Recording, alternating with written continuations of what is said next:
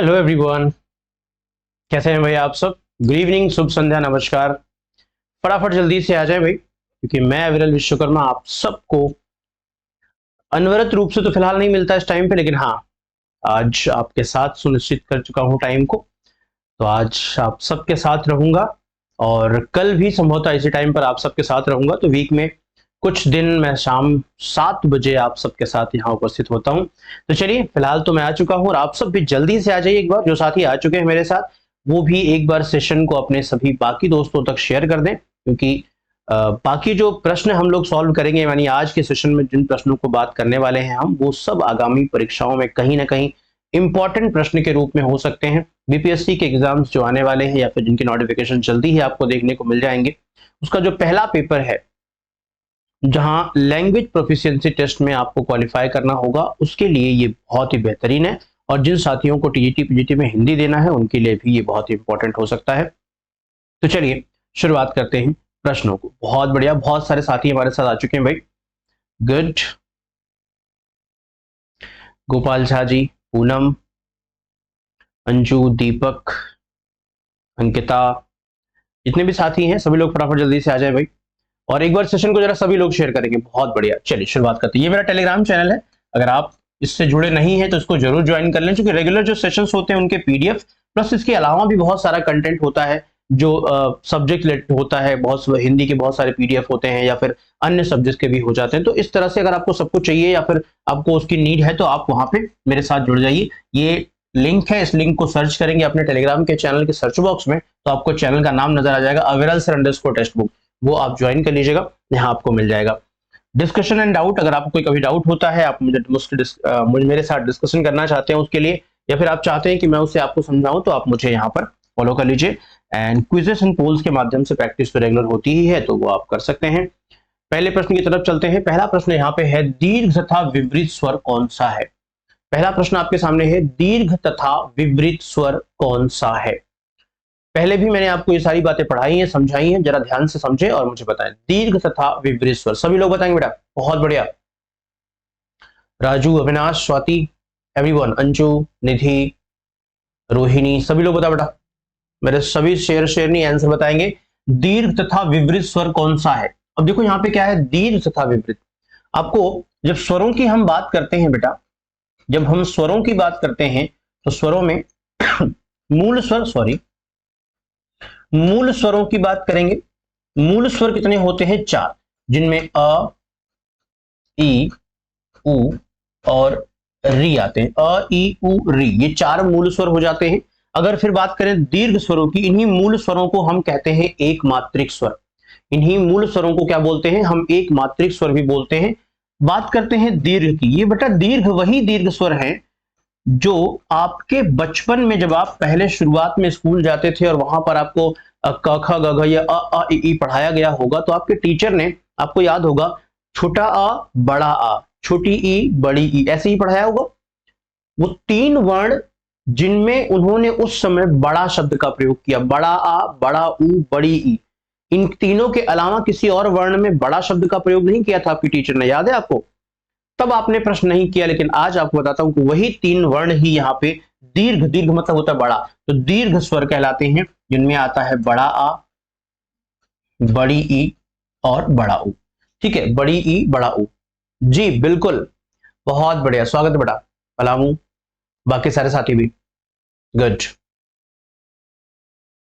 हाँ जी बिल्कुल, मैं समझ सकता हूं, लेकिन अभी कंसंट्रेट कर ले बेटा, अभी आप लोग कंसंट्रेट कर लें प्रॉपर तरीके से, क्वेश्चन पर पढ़ लीजिए, फिर बाद में बात कर लेंगे, लास्ट में इन सब के बारे में बात कर लेंगे हम। तो दीर्घ स्वर आ, ई, उ यहाँ पे हो जाएगा। देन अगला क्वेश्चन क्या हो जाएगा, यहाँ पे मूल है, दीर्घ है, और फिर एक क्या होता है, प्लुत स्वर होता है। तो एक होता है प्लुत स्वर, जिसे हम ऐसे तरह से चिन्ह से जानते हैं, जिसे त्रैमात्रिक स्वर कहते हैं। इसके अलावा कुछ संयुक्त स्वर भी होते हैं, संयुक्त स्वर जिनको मिलाकर बनाया जाता है। संयुक्त स्वर में क्या होते हैं, 4 स्वर होते हैं, जैसे ए है, ऐ है, ओ है और औ है। ये 4 स्वर जो है वो संयुक्त स्वर है। तो अब अगर इसमें से हमें दीर्घ पूछूं आपसे, दीर्घ और विपरीत, तो यहाँ पे आ जो है दीर्घ हो जाएगा। विपरीत की बात करें, मुख के खुलने के आधार पर स्वरों के 4 अलग अलग प्रकार माने जाते हैं। इसमें विपरीत, समृत, अर्धविपरीत और अर्धसमृत होता है। ठीक है, तो अर्धविपरीत, अर्धसमृत होता है। इसी में से पूछा विपरीत। विपरीत यानी जहां पे मुंह पूरा खुल जाए, तो आ बोलोगे तो आ में मुंह पूरा खुलता है, आ ना, और ई बोलोगे तो मुंह ज्यादा नहीं हल्का खुलेगा। तो इस तरह से अब समृत और विपरीत में बंटवारा होता है। अगला प्रश्न देखो, सबको समझ आ रहा है? बहुत बढ़िया, सबने सही उत्तर दिया है फिलहाल। तो दिए गए विकल्पों में से अनुकूल का विरुद्धार्थी शब्द कौन सा है? क्या पूछा है? अनुकूल का विरुद्धार्थी शब्द कौन सा है, जल्दी बताएं। गुड, बच्चन प्रजापति, सभी लोग आंसर करेंगे भाई, सभी लोग, जितने भी साथी मेरे साथ देख रहे हैं सभी आंसर करेंगे।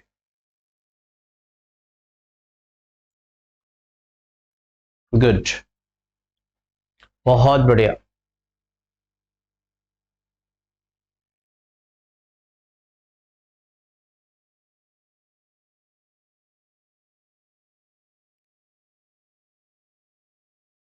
तो फाइनली यहां पे क्या हो जाएगा, दिए गए विकल्पों में से अनुकूल का विरुद्धार्थी शब्द पूछा है। क्या पूछा है? अनुकूल का विरुद्धार्थी, जिसके प्रतिकूल, नियमित, अन्याय और नकली। आप सबने बढ़िया उत्तर दिया, क्योंकि अनु लगा है, अनु का उल्टा प्रति हो जाता है, तो यहाँ पे अनुकूल और प्रतिकूल, प्रतिकूल यहाँ पे हो जाता है। नियमित का विलोम पूछेगा तो नियमित का अनियमित हो जाता है,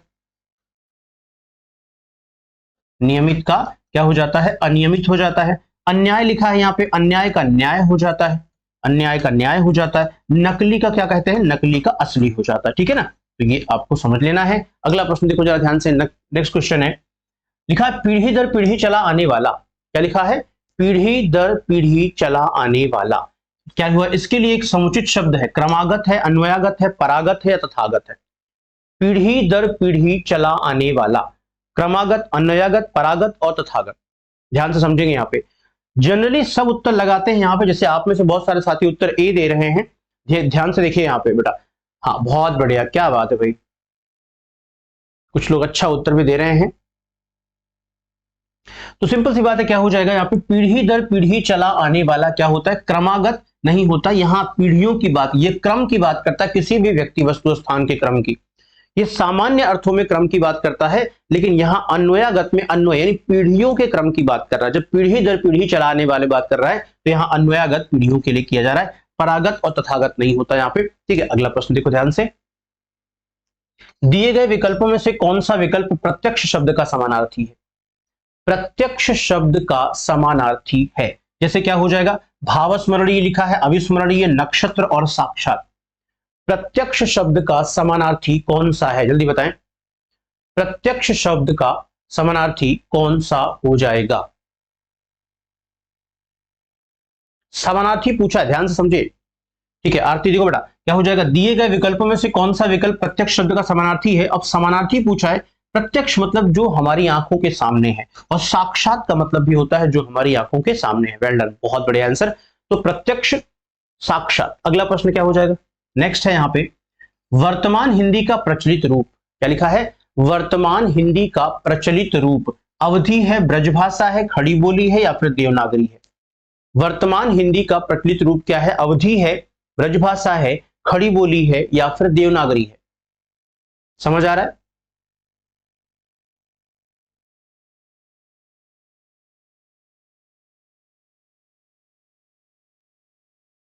गुड, फाइनली क्या हो जाएगा, वर्तमान हिंदी का प्रचलित रूप क्या है भाई? यहाँ पे खड़ी बोली, क्योंकि आज की जो हिंदी है, हम जो बोल रहे हैं, आप जो कई बार पूछेगा आपसे कि वर्तमान हिंदी का मानक रूप, वर्तमान में हिंदी का कौन सा मानक रूप है, तो हिंदी का मानक रूप भी खड़ी हिंदी है, खड़ी बोली है। और आज इसमें प्रचलित रूप जो है वो भी खड़ी हिंदी है, खड़ी बोली है, क्योंकि हम क्या कर रहे हैं, हम खड़ी बोली में तो बात कर रहे हैं। हिंदी का व्याकरण किसमें पढ़ते हैं? खड़ी बोली में पढ़ते हैं। सामान्यतः हम एक दूसरे से वार्तालाप जब करते हैं अपनी लोकल लैंग्वेज के बाहर, जिसे हम मानक मानते हैं, वो भी खड़ी हिंदी होता है। तो यहाँ पर ये क्या होता है, खड़ी बोली हो जाता है। ठीक है ना, अगला प्रश्न देखो ध्यान से, नेक्स्ट है, इनमें से कौन सी पुस्तक प्रेमचंद द्वारा, क्या लिखा है, इनमें से कौन सी पुस्तक प्रेमचंद द्वारा लिखित नहीं है?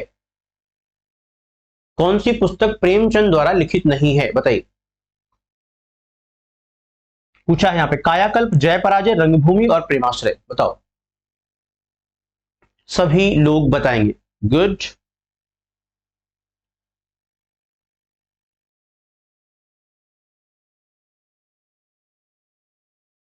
क्लियर है?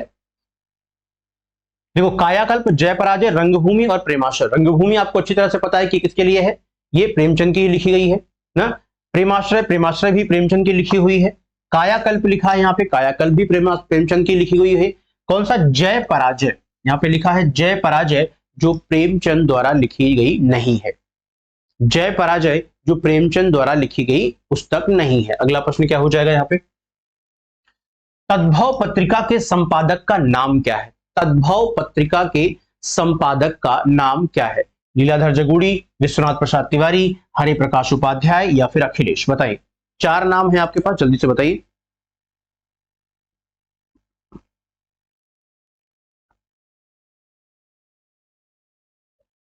जल्दी से बताइए।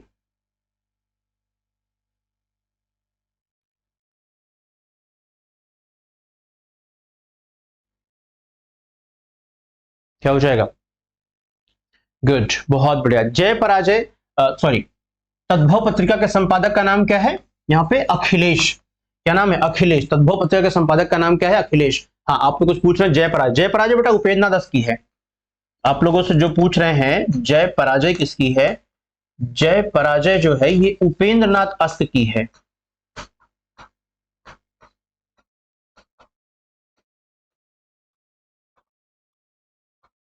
किसकी है? उपेंद्र नाथ अश्क की है। अगला प्रश्न देखो ध्यान से, यहाँ पे क्या हो जाएगा, जिंदगी नामा के लेखक कौन है? जिंदगी नामा, ये कई बार प्रश्न पहले भी आ चुका है और बता भी चुका हूं मैं।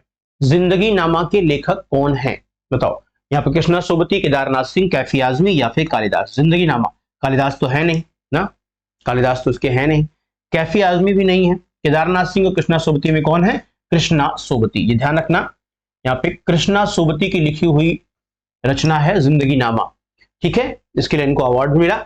आगे चलते हैं अगले प्रश्न पे। जायसी ने किस भाषा में रचना की? जायसी ने किस भाषा में रचना की? जल्दी से बताएं जरा। ब्रज भाषा, अवधी भाषा, खड़ी बोली या भोजपुरी? मलिक मोहम्मद जायसी की बात की जा रही है। मलिक मोहम्मद जायसी, अगर बात करें हम भक्ति काल की, पूरे कालों की बात करें तो 4 अलग अलग 4 काल विभाजित होते हैं। 4 काल में किस हिसाब से? एक वीरगाथा काल, फिर भक्ति काल, रीति काल और आधुनिक काल। अब इसमें जो भक्ति काल था, भक्ति काल को विभाजित कर दिया गया 2 अलग अलग भागों में, जिसमें निर्गुण भक्ति धारा और सगुण भक्ति धारा आती है। निर्गुण भक्ति धारा 2 भागों में बढ़ती है, जहां पे प्रेमाश्रयी शाखा यानी प्रेम की प्राप्ति से ईश्वर की प्राप्ति, और ज्ञानाश्रयी शाखा जहां ज्ञान की प्राप्ति, जिसमें कबीरदास जी अनुयायी थे, और प्रेमाश्रयी शाखा जो मलिक मोहम्मद जायसी जिसका संचालन कर रहे थे। एक तरह से मुख्य कवियों में, मुख्य लेखकों में से एक थे। तो मलिक मोहम्मद जायसी लिखते किसमें थे? ये ब्रज भाषा में लिखते थे। मलिक मोहम्मद जायसी किसमें लिखते थे? ब्रज भाषा में लिखते थे। ठीक है, सॉरी, मलिक मोहम्मद जायसी अवधी भाषा में लिखते थे, ब्रज नहीं। क्षमा प्रार्थी इसके लिए, माय बैड। मलिक मोहम्मद जायसी किसमें लिखते थे? अवधी भाषा में। ठीक है ना, ये आपको ध्यान रखना है। अगला प्रश्न देखिए, नेक्स्ट है, सूर्यकांत त्रिपाठी निराला का मूल स्थान कहां पर है? सूर्यकांत त्रिपाठी, हाँ जी बिल्कुल, अवधि में लिखते हैं। ध्यान रखना, इसको मैच कर, इसको जरा सही कर लेना, वो बाय मिस्टेक। सूर्यकांत त्रिपाठी निराला का मूल स्थान कहां पर है? सूर्यकांत त्रिपाठी निराला का मूल स्थान कहां पे है? सबको पता है निराला नगर कहां है। निराला नगर एक जगह है प्रयागराज में, तो आप कह सकते हो इलाहाबाद या प्रयागराज। तत्कालीन इलाहाबाद आज प्रयागराज हो चुका है। तो यह सूर्यकांत त्रिपाठी निराला का स्थान है। महादेवी वर्मा भी वही थी, हालांकि महादेवी वर्मा का जन्म वहां नहीं हुआ था, लेकिन वहीं उनका जीवन यापन काफी लंबा समय वहां बीता। निम्नलिखित में से कौन से कवि छायावाद के 4 स्तंभों में नहीं है? छायावाद के 4 स्तंभों की बात करें तो महादेवी वर्मा, जयशंकर प्रसाद और पंत जी, और साथ में थे यहाँ पर निराला जी। कौन थे? पंत जी और निराला जी। तो यहाँ पर मैथिली शरण गुप्त जो है वो जो छायावाद है, छायावाद के 4 स्तंभ कवियों के रूप में से नहीं थे। ठीक है ना, यहाँ पे कौन थे? निराला जी। तो महादेवी वर्मा, जयशंकर प्रसाद, सुमित्रानंदन पंत और निराला जी, ये 4 लोग थे। अगला प्रश्न देखो ध्यान से, नेक्स्ट क्वेश्चन की बात कर रहा है, प्रयोगवाद की सबसे बड़ी विशेषता है। प्रयोगवाद की सबसे बड़ी विशेषता है काव्य की गतिशीलता, दर्शन से मुक्ति, अभिव्यंजना पर बल या फिर अनगढ़ता की प्रतिष्ठा। क्या कह रहा है? प्रयोगवाद की सबसे बड़ी विशेषता कौन सी है? काव्य की गतिशीलता, दर्शन से मुक्ति, अभिव्यंजना पर बल या फिर अनगढ़ता की प्रतिष्ठा। अनगढ़ता की प्रतिष्ठा। तो क्या उत्तर हो जाएगा प्रयोगवाद की सबसे बड़ी विशेषता? प्रयोगवाद के जब हम देखो, अब पूरा प्रयोगवाद क्या है पहले ये समझ लो। छायावाद के बाद यानी 1850 से आधुनिक युग, अगर भारतीय युग की बात करते हैं तो भारतीय युग लग जाता है 1900 से 1920 तक द्विवेदी, 1920 से 1936 छायावाद। छायावाद के अंत तक आते आते जो बदलाव हो रहे हैं उनको हम कई सारे नामों से जानते हैं, जिनमें प्रगतिवाद है, प्रयोगवाद है, फिर 1960 के बाद साठोत्तरी कविता आ जाती है। ऐसे बहुत सारे युगों में बदला, ऐसे बहुत सारे नामकरण किए गए हैं उनमें जो होने वाले परिवर्तनों के आधार पे। तो जब हम बात करें कि प्रयोगवाद की सबसे बड़ी विशेषता क्या है, तो प्रयोगवाद जो है वो दर्शन से मुक्त हो चुका था। दर्शन समझते, फिलॉसफी जिसे कहते हैं, तो फिलॉसफी यानी दर्शन से मुक्त हो चुका था। वो सामने जो आपके है, जो आपको दृष्टव्य है, जो प्रत्यक्ष है, उसकी बात करता था। दर्शन से मुक्ति हो चुकी थी इसकी, तो यहाँ पर एक ये क्वालिटी इसमें नहीं थी। अब पीछे पीछे चलने वाला, इसके लिए एक शब्द क्या हो जाएगा, पीछे पीछे चलने वाला, इसके लिए एक शब्द जरा सभी लोग बताएंगे। बहुत बढ़िया उत्तर दे रहे हैं आप लोग, कमाल का उत्तर दे रहे हैं, एकदम गजब का। बस ऐसे ही इसी जुनून के साथ उत्तर देते रहिए, पूरा कंसंट्रेट करिए। आपकी हाँ बातें थोड़ी सी कम करेंगे हम, ठीक है, कोशिश करेंगे कंसंट्रेट करें उत्तर पर, प्रश्न पर कंसंट्रेट करें, प्रश्न को पढ़िए, समझ में आए तो उत्तर दीजिए। हाँ, जिन साथियों को जल्दी उत्तर दे रहे हैं, जो साथी जल्दी उत्तर दे रहे हैं, वो भी कोशिश करें कि बाकी ऑप्शंस पर बिना अनावश्यक रूप से बातें करके, मैं कमेंट करने के बजाय बाकी जो ऑप्शंस है उनके बारे में सोचें, उन पर भी प्रश्न सोचें, उन पर भी उत्तर बताएं। इस तरह से काम करें हम लोग। पीछे पीछे चलने वाला क्या होगा, अनुगामी होगा, प्रतिगामी होगा, पश्चगामी होगा या अग्रगामी होगा। पीछे पीछे चलने वाला, पीछे पीछे चलने वाला क्या होता है, अनुगामी होता है, प्रतिगामी होता है, पश्चगामी होता है या अग्रगामी। तो सिंपल सी बात है, पीछे चलने वाला अनुगामी या फिर पश्चगामी, क्योंकि प्रतिगामी और अग्रगामी, प्रति मतलब होता है विपरीत दिशा में जाने वाला, अग्रगामी मतलब आगे चलने वाला। तो अनुगामी मतलब होता है अनुसरण करने वाला, और पश्चगामी मतलब पीछे की दिशा में। तो यहाँ क्या है, पीछे पीछे, पीछे चलने वाला होता तो दो अलग हो जाता, पीछे पीछे चलने वाला यानी कि तुम्हारा अनुसरण जो कर रहा है वो अनुगामी हो जाता। अगला है यहाँ पर, जिसके हृदय में ममता नहीं है, निर्दय है, कठोर है, क्रूर है या फिर निर्मम है। जिसके हृदय में ममता नहीं है, निर्दय, कठोर, क्रूर या फिर निर्मम, क्या हो जाएगा। जिसके हृदय में ममता नहीं है, उसके लिए एक शब्द का प्रयोग क्या हो जाएगा, जल्दी से आप लोग बताएं मुझे।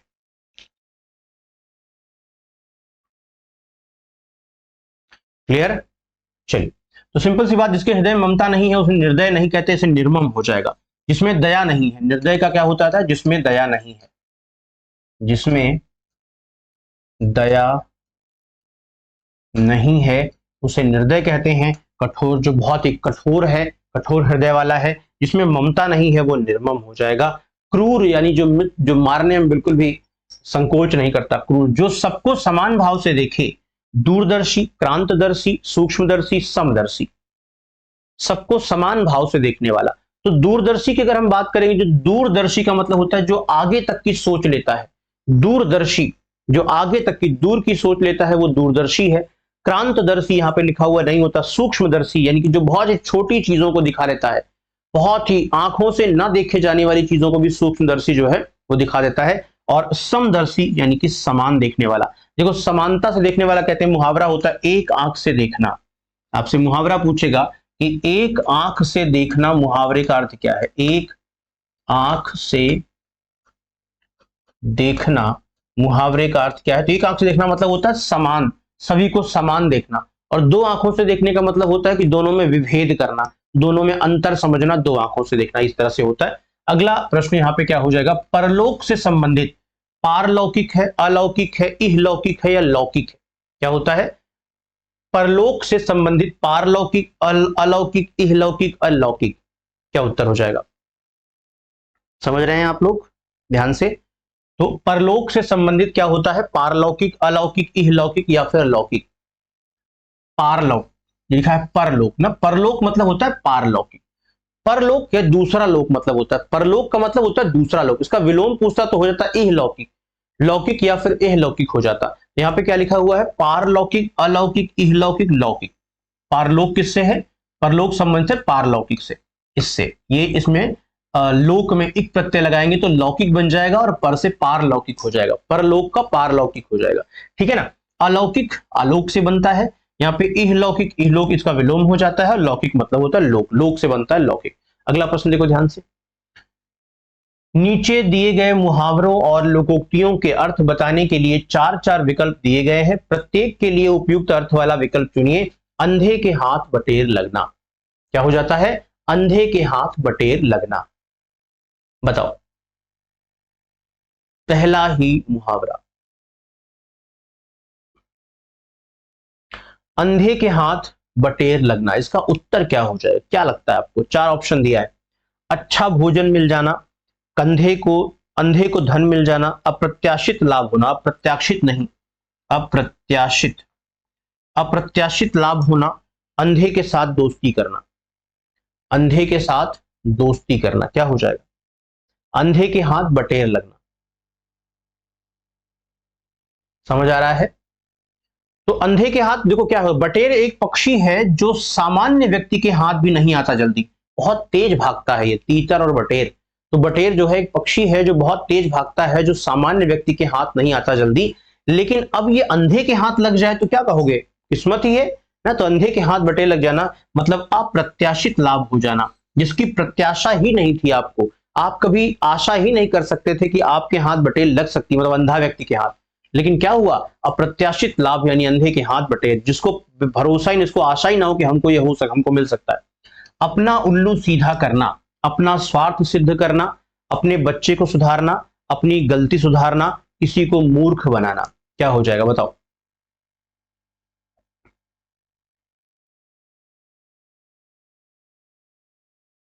क्या हो जाएगा?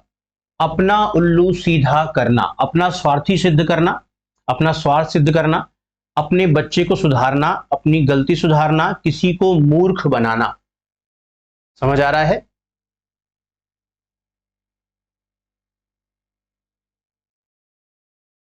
गुड, बहुत बढ़िया। अपना उल्लू सीधा करने का मतलब होता है कि अपना स्वार्थ सिद्ध करना, अपना काम बनता भाड़ में जाए जनता। तो क्या हो जाएगा? अपना स्वार्थ सिद्ध करने को क्या बोलते हैं यहाँ पे?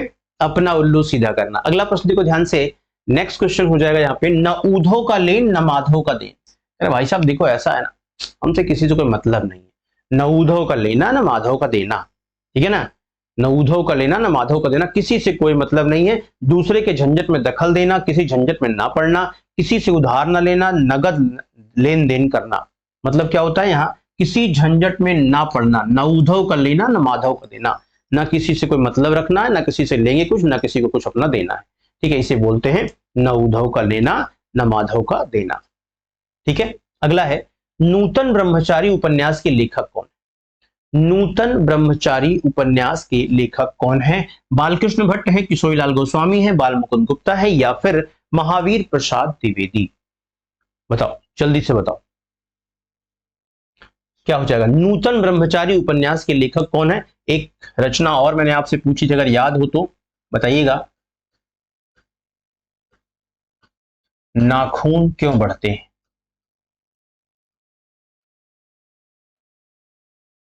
नाखून क्यों बढ़ते हैं? और दूसरी रचना और है, एक रचना और बताइएगा मुझे।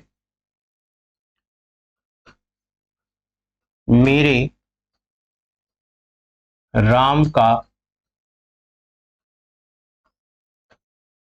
मुकुट भीग रहा है, मेरे राम का मुकुट भीग रहा है। तो ये दोनों रचनाएं जरा मुझे बताइएगा। फिलहाल तो वापस चलते हैं, नूतन ब्रह्मचारी जो है वो बालकृष्ण भट्ट की रचना है। किसकी बेटा? बालकृष्ण भट्ट की रचना है। इन दोनों रचनाओं के बारे में मुझे बताइएगा जरा, इनके लेखक कौन है, कमेंट करके बताइए। अगला, बहुत बढ़िया, हिंदी साहित्य के किस युग को स्वर्ण युग कहा जाता है? हिंदी साहित्य के किस युग को स्वर्ण युग कहा जाता है? बहुत बढ़िया आंसर दे रहे हैं आप लोग, गुड, हजारी प्रसाद द्विवेदी, बहुत बढ़िया। हाँ, नाखून क्यों बढ़ते हैं, ये हजारी प्रसाद द्विवेदी का है। और दूसरा वाला, मेरे राम का मुकुट भीग रहा है, इसको भी देखिए जरा, ढूंढिए कहीं से मिल जाए तो बताइए क्या हो जाएगा? हिंदी साहित्य के किस युग को स्वर्ण युग कहा जाता है? आदिकाल को, आधुनिक काल को, रीतिकाल को, या फिर भक्ति काल को? इसको कहा जाता है स्वर्ण युग। किसे कहा जाता है? तो हिंदी साहित्य के किस युग को स्वर्ण युग कहा जाता है? आदिकाल को, आधुनिक काल को, रीतिकाल को, या भक्ति काल को? स्वर्ण युग। यहां पर जॉर्ज ग्रियर्सन ने भक्ति काल को क्या कहा है? स्वर्ण युग कहा है। हिंदी साहित्य के भक्ति काल को स्वर्ण युग कहा है। दो कई सारे रीजन है। एक तो ये कि यहां पर भक्तिमय रचनाएं होनी शुरू हो गई थी, ईश्वर से संबंधित रचनाएं शुरू हो रही हैं, पहली चीज। दूसरा, रचना स्वच्छंद हो रही है, क्योंकि इसके पहले, ये जो भक्ति काल के पहले बात करें अगर आदिकाल या वीरगाथा काल की, तो जितने भी लेखक या रचनाकार हैं वो किसी न किसी राजा के आश्रय में है, जिसकी वजह से वो रचनाएं जो हैं वो कहीं ना कहीं प्रभावित हैं, वो रचनाएं कहीं ना कहीं प्रभावित हैं। ठीक है, लेकिन यहां पे क्या हो रहा है कि यहां पर प्रभाव से बाहर पहली बार ऐसा हो रहा है कि वो जो रचनाएं आ रही हैं वो किसी न किसी राजा के प्रभाव या रजवाड़े या राजवंश के प्रभाव की वजह से नहीं हो रही हैं, बल्कि स्वच्छंद रचनाएं हो रही हैं। जो व्यक्ति, जो रचनाकार उन रजवाड़ों से बाहर आ गए, उनके आश्रय से बाहर आ गए, मंदिरों में शरण ले लिया, मस्जिदों में शरण ले लिया ना, गुरुद्वारों में शरण ले लिया, वहां उनके खाने पीने का इंतजाम जो है जनता के चढ़ावे से होना शुरू हो गया। अब वो स्वच्छंद लिखना शुरू हो गए, क्योंकि अब उनको बाइंडिशन नहीं थी कि भाई राजा की तारीफ करेंगे तभी खाना मिलेगा ना, अभी राजा के युद्धों का वर्णन करेंगे तभी मिलेगा, तो ऐसा कुछ नहीं था। अब वो स्वच्छंद हो गए थे, इसीलिए कहा कि ये जो काल है यहाँ पे स्वच्छंद रचनाएं आनी शुरू हुई। भक्ति काल की हो, भक्ति की रचनाएं हो, चाहे दूसरी किसी और की रचनाएं हो, लेकिन वो स्वच्छंद रचनाएं आनी शुरू हुई। तो ये हो गया ऑप्शन नंबर 4। यहाँ पे अगला है, मुझे चांद चाहिए, विधा है, कहानी है, कविता है, नाटक है, उपन्यास है, बताइए। मुझे चांद चाहिए क्या है? हाँ जी बिल्कुल, मेरे राम का मुकुट भीग रहा है, ये हो जाएगा किसकी रचना है? विद्यानिवास मिश्रा की। हाँ जी बिल्कुल, ये विद्यानिवास मिश्र की रचना है। तो फिलहाल यहां बताइए, मुझे चांद चाहिए, ये विधा है, कहानी है, कविता है, नाटक है या उपन्यास है? बताइए। मुझे चांद चाहिए, जल्दी बताएंगे बेटा, सभी लोग प्रयास करेंगे।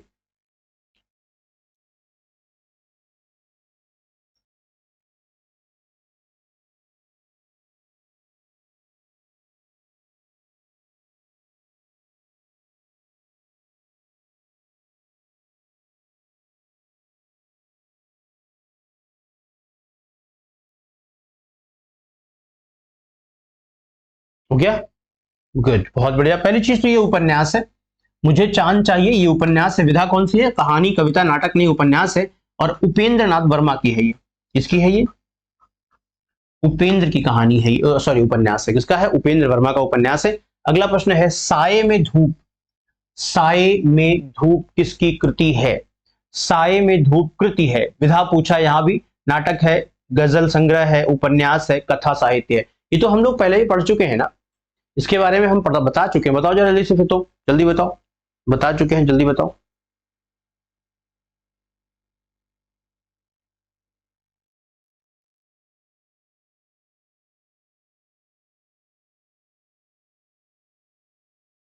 साये में धूप, कुछ गजलें थी इसमें, याद है? साये में धूप में कुछ गजलें हैं, ये है गजल संग्रह है। किसका है गजल संग्रह? ये है दुष्यंत कुमार का गजल संग्रह ना। कहां तो तय था चरागा हर एक घर के लिए, दुष्यंत कुमार ना। कहां चराग मुनस्सर नहीं शहर के लिए। तो अगला प्रश्न देखो ध्यान से, संसद से सड़क तक किसकी रचना है? संसद से सड़क तक, ये भी व्यंग है। और अज्ञेय की, धूमिल की, मुक्तिबोध की या फिर निराला की?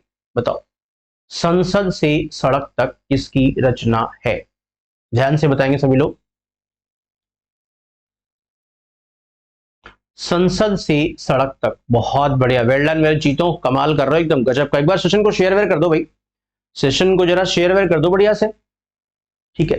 तो संसद से सड़क तक किसकी रचना है? यहाँ पे अज्ञेय की, धूमिल की, मुक्तिबोध की, निराला की, किसकी है? यहाँ पे धूमिल की है। गजानन माधव मुक्तिबोध की तो बिल्कुल नहीं है, और अज्ञेय जी की भी नहीं है, और निराला जी की भी नहीं है, ठीक है।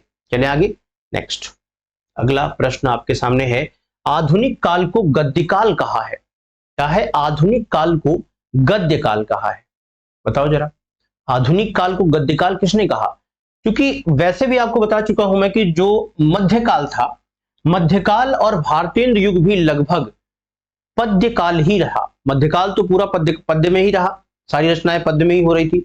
भारतेंद्र युग में थोड़ा थोड़ा गद्य की शुरुआत हो चुकी थी, मिक्स चल रहा था, गद्य भी था, पद्य भी था। लेकिन द्विवेदी युग में आते आते पूरा का पूरा जो गद्य, पूरा जो रचनाएं थी वो गद्य में शुरू हो गई।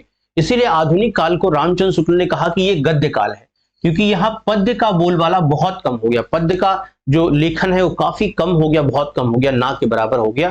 तो गद्य ही है, और आज हम लोग गद्य में ही लिख रहे हैं। देखिए सारी बातें, सारी रचनाएं गद्य में हो रही, कविता भी हो रही है, लेकिन गद्य ज्यादा हो रहा है। अगला है, मूल पाठ का शब्दशः अनुवाद कहलाता है। भावानुवाद, छायानुवाद, व्याख्यानुवाद या शब्दानुवाद?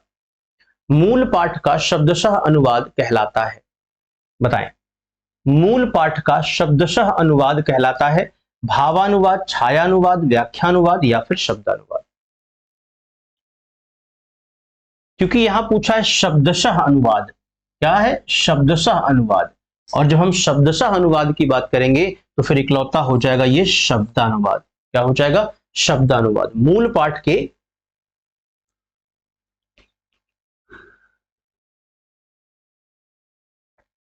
क्या हो जाएगा? शब्दानुवाद। ठीक है, अगला प्रश्न। बिना पलक झपकाए के लिए एक शब्द निम्नलिखित में से कौन सा है? बिना पलक झपकाए, इसे क्या बोलते हैं? निष्पलक, आपलक, निर्निमेष या अझपक? ये प्रश्न भी आप लोगों को बताया है मैंने, याद रखिएगा। इसे क्या बोलते हैं? एक शब्द और होता है, दो शब्द यहां पर बता दूंगा मैं आपको।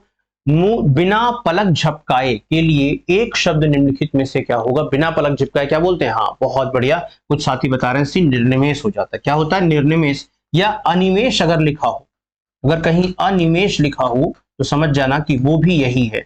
निर्निमेष या अनिमेष दोनों इसी के लिए है, बिना पलक झपकाए। ठीक है ना, निर्निमेष या अनिमेष। अगला देखो यहां पे क्या लिखा है। अगला है, निम्नलिखित वाक्यों में रेखांकित शब्द की शुद्ध वर्तनी कौन सी है? निम्नलिखित वाक्य में रेखांकित शब्द की शुद्ध वर्तनी कौन सी है? अत्याधिक व्यस्तता से जीवन में निरसता आ जाती है। क्या लिखा है? अत्याधिक व्यस्तता से जीवन में नीरसता आ जाती है। पूछा है कि इनमें कौन सी रेखा की जो क्या है, रेखांकित शब्द की शुद्ध वर्तनी कौन सी है? चार शब्द लिखे गए हैं, यहां देखो शब्द है वो गलत है, अत्याधिक लिखा है, अत्याधिक नहीं होता है, ये शब्द ही गलत है। इसको रिप्लेस करना है और इनमें से कोई एक शब्द चुनना है जो सही होगा। तो देखो लिखा है अत्यधिक ना, अतया, अतया तो बिल्कुल नहीं होता, अत्यधिक भी नहीं होता और अत्याधिक भी नहीं होता। उत्तर क्या होगा? अत्यधिक। अति प्लस अधिक इज इक्वल टू अत्यधिक। ठीक है, आगे बढ़ते हैं। नेक्स्ट क्वेश्चन है यहां पे, अगला है, निम्नलिखित शब्दों में से तत्सम शब्द को पहचानिए। तत्सम शब्द को पहचानना है, जैसे कारण, लोहा, बंदर और दूध। तत्सम शब्द कौन सा है इसमें से? देखो जरा ध्यान से, तत्सम कौन सा है? क्योंकि दूध का तत्सम तो दुग्ध होता है, ये तो आपको अच्छी तरह से पता है ना। दूध का तत्सम ये होता है दुग्ध, तो इनमें तो अच्छी तरह से पता है। बंदर का वानर होता है, ये भी आपको पता है। लोहा का लौह होता है, लौह ना, लोहा का लौह होता है। केवल कारण है जो स्वयं में ही सही लिखा हुआ है, कारण है जो स्वयं में सही लिखा हुआ है यहाँ पे, तो ये आपको समझना है। ठीक है, क्लियर है? अगला प्रश्न देखो ध्यान से। नेक्स्ट क्वेश्चन है, निम्नलिखित कवियों में से गांधी जी ने किस कवि को राष्ट्र कवि का सम्मान दिया है? निम्नलिखित कवियों में से गांधी जी ने किस कवि को राष्ट्र कवि का सम्मान दिया? महादेवी वर्मा, जयशंकर प्रसाद, मैथिली शरण गुप्त या फिर सुमित्रा नंदन पंत? बताइए, निम्नलिखित कवियों में से गांधी जी ने किस कवि को राष्ट्र कवि का सम्मान दिया है? जैसे महादेवी वर्मा, जयशंकर प्रसाद, मैथिली शरण गुप्त या फिर सुमित्रा नंदन पंत? बताएंगे आप सब? ये प्रश्न पहले से बता चुका हूं आपको मैं, याद होना चाहिए। एकदम सारे क्वेश्चंस को याद कर लो, जो कम से कम एक बार पढ़े हैं उसे तो बिल्कुल याद होना ही चाहिए आपके, उसमें भूलने के चांसेस तो नहीं होने चाहिए। तो राष्ट्रकवि का सम्मान किसे, अच्छा राष्ट्रकवि कहते किसके हैं? राष्ट्रकवि कहते थे मैथिली शरण गुप्त को। महादेवी वर्मा, जयशंकर प्रसाद, सुमित्रा नंदन पंत नहीं है। मैथिली शरण गुप्त को राष्ट्रकवि कहा जाता है और इनको गांधी जी ने ही राष्ट्रकवि की उपाधि दी है। जबकि सुमित्रा नंदन पंत को क्या बोलते हैं? सुमित्रा नंदन पंत को बोलते हैं प्रकृति का सुकुमार कवि। क्या बोलते हैं यहाँ पे? प्रकृति का सुकुमार कवि।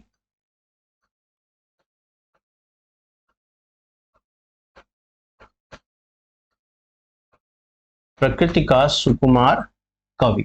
ठीक है, नेक्स्ट अगला है यहाँ पे, निम्नलिखित में से कौन सी बोली राजस्थानी के अंतर्गत नहीं आती? निम्नलिखित में से कौन सी बोली है जो राजस्थानी के अंतर्गत नहीं आती?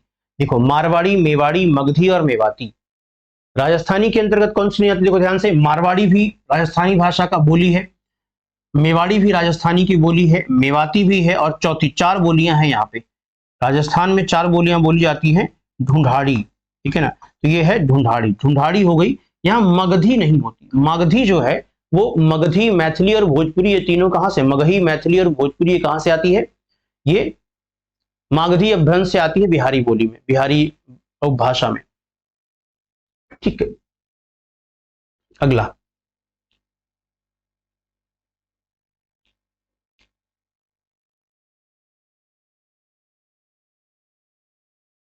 दीर्घ तथा विवृत स्वर कौन सा है? दीर्घ तथा विवृत स्वर कौन सा है? आ है, ओ है, ए है या फिर अ है? दीर्घ तथा, ये तो पहले से प्रश्न हो चुका है ना, अभी तो इसमें तो आ चुका था, ये तो रिपीट हो रहा शायद। अगला, वर्तमान हिंदी का प्रचलित रूप कौन सा? ये भी हो चुका है, ये रिपीट क्यों हो रहा है क्वेश्चन? कौन सा पुस्तक प्रेमचंद द्वारा? आई थिंक ये रिपीट हो रहा है, दीजिए, छोड़िए, जान दीजिए।